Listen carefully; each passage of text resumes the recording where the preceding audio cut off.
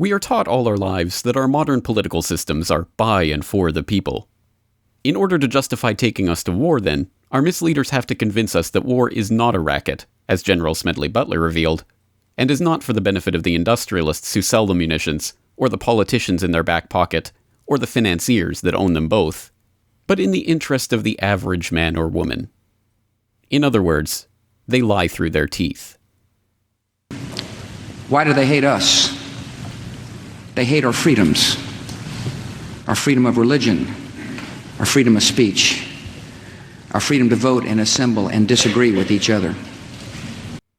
Such was the case with Afghanistan, which we were told was all about the hunt for Osama. I said a long time ago one of our objectives is to smoke them out and get them running and bring them to justice. We're smoking them out, they're running, and now we're going to bring them to justice. Until it no longer was. So I don't know where he is. Nor do, I just don't spend that much time on him, Kelly, to be honest with you. Or Iraq, which was all about weapons of mass destruction. Intelligence gathered by this and other governments leaves no doubt that the Iraqi regime continues to possess and conceal some of the most lethal weapons ever devised. Until it no longer was. Those weapons of mass destruction got to be somewhere.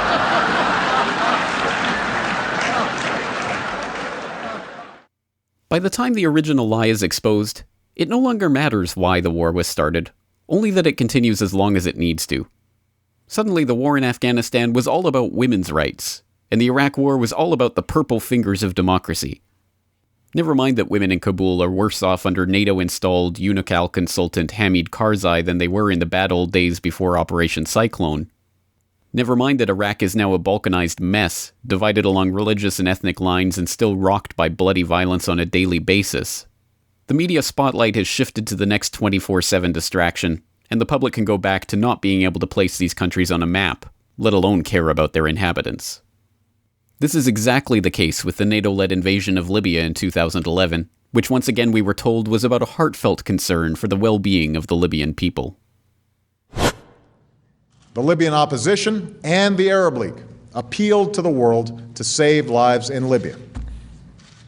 And so at my direction, America led an effort with our allies at the United Nations Security Council to pass a historic resolution that authorized a no-fly zone to stop the regime's attacks from the air and further authorized all necessary measures to protect the Libyan people. If this compassion for the plight of men and women in Libya was so heartfelt, why is it that you have heard nothing whatsoever about Libya in the last 2 years from the same politicians and talking heads who persuaded you that dropping bombs on the country was the only way to save it? Is it because the situation was resolved with the death of Gaddafi, and the virtuous Western-backed freedom fighters have established a happy, prosperous, functioning society of peace and happiness? Of course not. Libya is on the way to becoming a terrorist outpost for possible future attacks on Europe. The prospect has been raised by Libya's former prime minister who came to power following the overthrow of the Gaddafi regime.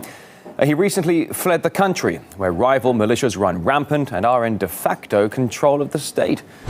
On a quiet Mediterranean night, you might think all is well in Tripoli, until suddenly it's not. We filmed from our hotel balcony as two rival militia clashed. It turned into the worst fighting since the overthrow of Colonel Gaddafi. Libya's weak government has no control. The men with guns are a law unto themselves. The brigades who spearheaded the Libyan revolution now threaten to destroy it. Once again, the public was lied to just enough to convince them that war was necessary to maintain peace.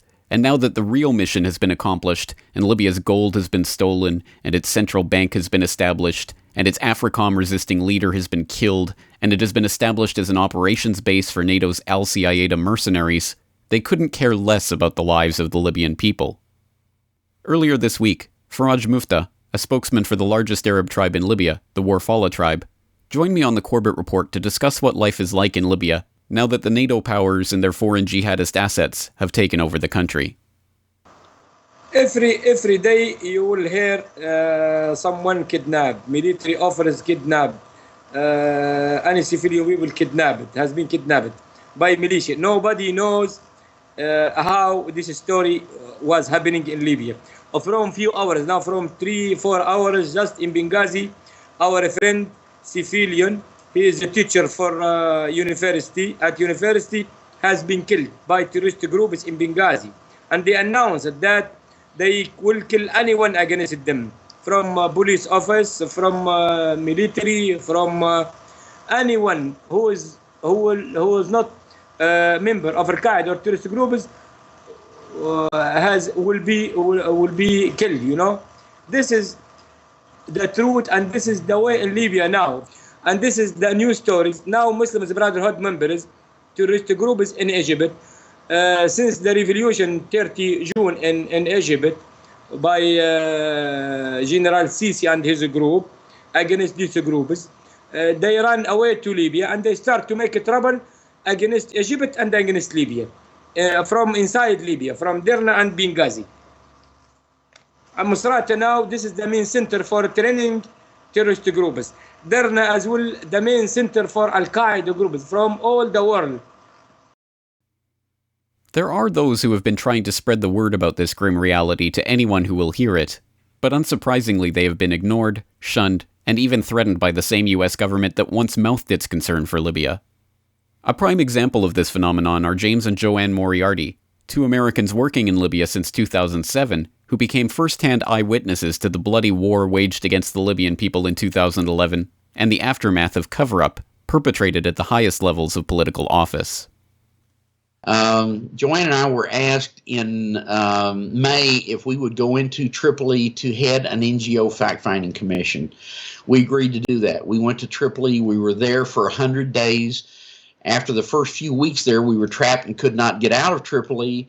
In the end, we were captured by Al-Qaeda. We'd been put on their kill list because we had had the audacity to tell the Libyan people that they had the right to determine their own government.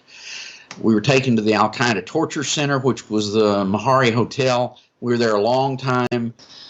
So we had maybe 200 gigabytes of videos and photographs of what happened during that time with NATO. We had many, many personal interviews of people with their personal stories. This is why the government began to attack us, because they didn't want that put out, I am sure. They didn't tell us that exactly, but we tried to tell them. For more than 2 years, we contacted every politician in Washington, D.C., Texas, Oklahoma, Louisiana, anybody that we could talk to that held any kind of position in security and homeland security and terrorism and safety, etc. No one in Washington, D.C. would talk to us. We would get through their gatekeepers. Joanne was diligent 6 or 8 hours every day trying to find someone so we could tell this government how wrong-footed we were in Libya, how we were supporting Al-Qaeda, Muslim Brotherhood, Ansar al-Sharia. We knew about Benghazi happening 6 or 8 weeks before it happened, couldn't tell anybody. We didn't know specifically that Chris Stevens was going to be killed, but we knew that there would be attacks on all the U.S. properties in Libya. We told on people, 9/11. but they wouldn't listen. Nobody listened. No one listened.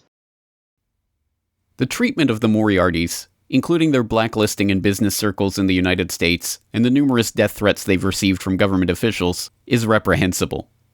Those who are concerned about their situation in particular, and the real aftermath of the Libyan war in general, should see their website, LibyanWarTheTruth.com, and consult the DVD documenting their experiences for more of these details. But as long as we continue letting politicians lie about their concern for people around the world, whether it be the Egyptians in Tahrir Square who are now living through an era of chaos and upheaval while being virtually ignored by the politicians and commentators who pretended to care for them, or the Ukrainians who have just been signed into IMF debt slavery by the same forces that pretended to care about their plight, the same scenes of violence and misery will take place over and over again, at the expense of the masses, and for the benefit of the few at the very top. For citizens of the NATO countries who insist on blindly supporting the NATO war machine every time it kicks into action anywhere around the globe, and who buy into the rhetoric about helping people around the world and protecting interests abroad, ask yourself this. When was the last time that any war, anywhere, amounted to anything more than a swindle for the benefit of the bankers in the war industry, or anything less than a bloodbath for the average man or woman in the target country? This video is brought to you by the subscribers of BoilingFrogsPost.com. For more information on this and other topics, please go to BoilingFrogsPost.com. For more information and commentary from James Corbett, please go to CorbettReport.com.